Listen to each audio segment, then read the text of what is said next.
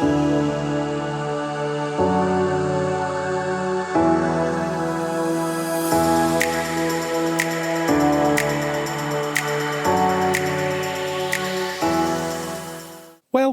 to the Causey Consulting Podcast.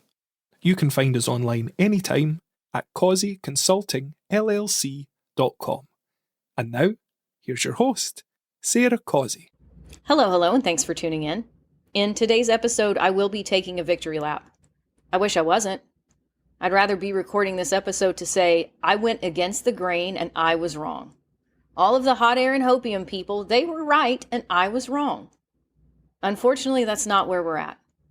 And even though I've seen some Johnny-come-latelys who really don't seem to have any job market expertise per se, they're jumping on the bandwagon to, maybe RTO is happening.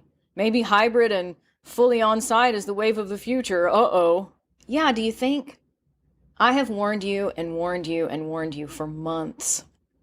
I knew RTO was not going to go away. I knew that these companies were not going to universally bulldoze their corporate real estate.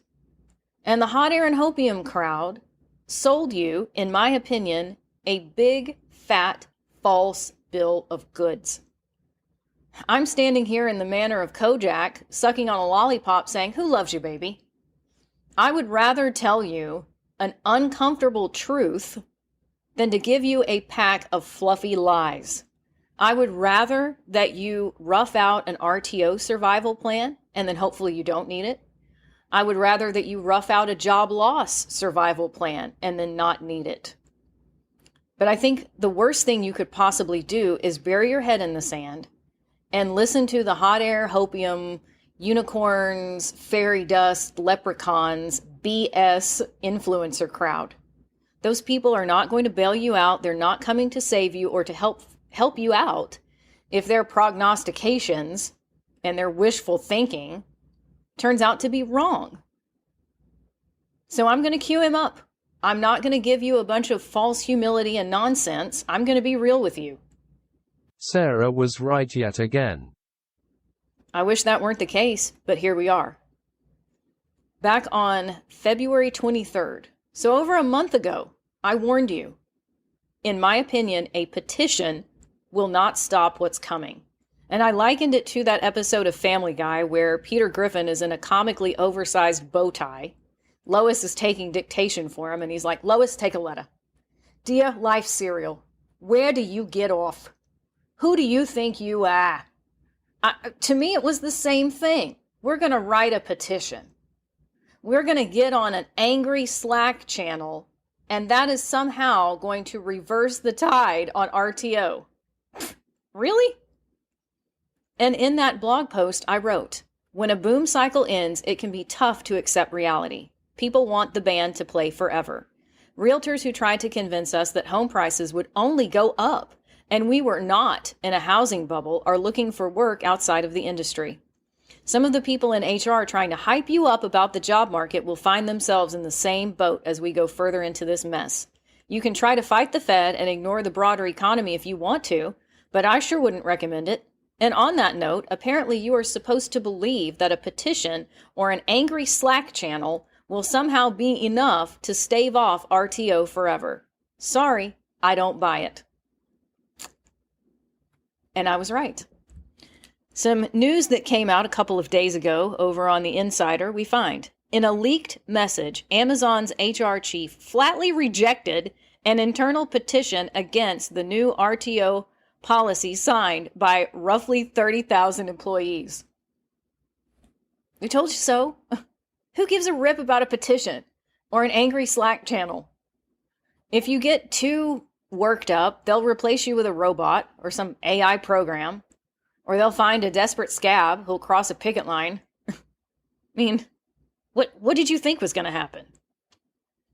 Amazon's top HR executive formally rejected an internal petition signed by roughly 30,000 employees over the company's new return-to-office policy. Beth Galletti, Amazon's SVP of People Experience and Technology, shared the message obtained by Insider on Wednesday with the organizing group behind the petition. Galletti wrote that the petition was shared with CEO Andy Jassy's leadership team last week, and that the company still intends to move forward with its RTO plan, which requires most corporate employees to come into the office 3 times a week starting in May. A petition's not going to be enough. An angry Slack channel is not going to be enough. I'm so sorry if you listened to the wrong people. I have sympathy for that. And as I said in the blog post, people want the band to play on forever. They want those investments to pay off forever. They want the stock market to be robust. They want the job market to be robust. Nobody wants to think about another 08, 09 nightmare. I don't see any way around it. You know, when you have investment firms and bankers and fat cats warning their clients privately, hey, we're getting ready to go into a tailspin. Things are not looking good. The banks are about to stop lending. Things are coming to a standstill. The economic engines are about to shut off. You need to be prepared for this. Time and time again, we keep hearing this analogy of 2 to 3 years. You've got 2 to 3 years of being in a crap storm, and you need to prepare for that. And in my opinion, if you ignore that information, you're doing so at your own risk. If you have not taken the time to rough out an RTO survival plan, if you're still head in the clouds that, well, my company would just never. Are you sure? I mean, like, for sure? Now, I'm not saying every company is going to fall into that category, because some companies truly are built around a remote forever policy. They don't have a corporate office. There's no place for all of these people to randomly gather together. It just doesn't exist.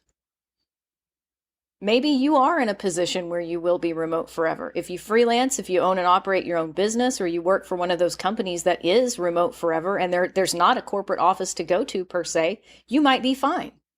But if you're not in that position, which I would hazard a guess that a lot of you listening are not in that position, have you thought about your game plan of going back?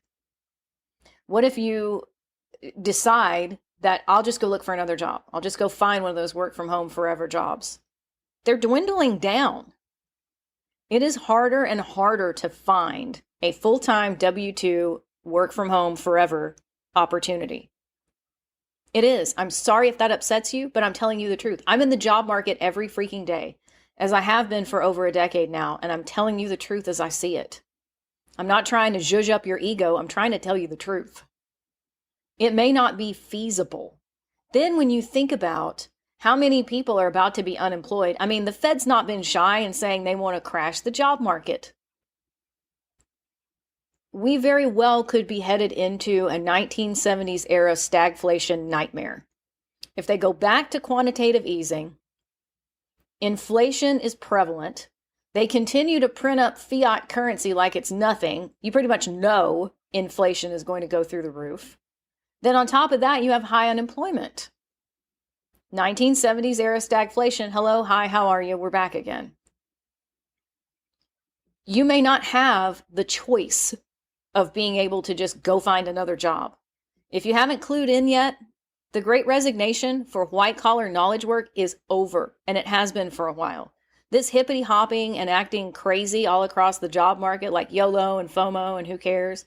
I'll ghost this recruiter. I'll ghost this company. None of it matters anyway. F them. Okay. You can play that game if you want to. I wouldn't. But you can if that's what you choose to do, but you're going to have to live with the consequences. I like how Dr. Phil tends to say, you're free to choose your actions, but you're not free from the consequences of those actions. I really feel like this is the time to get strategic. And it is past time to get strategic about who you're listening to and why. If you are still on board with the hot air and hopium crowd, and you take your cues from remote work thought leaders who are telling you that RTO is impossible, good luck, because I think you're going to need it. Stay safe, stay sane, and I'll see you in the next episode. Thanks for tuning in.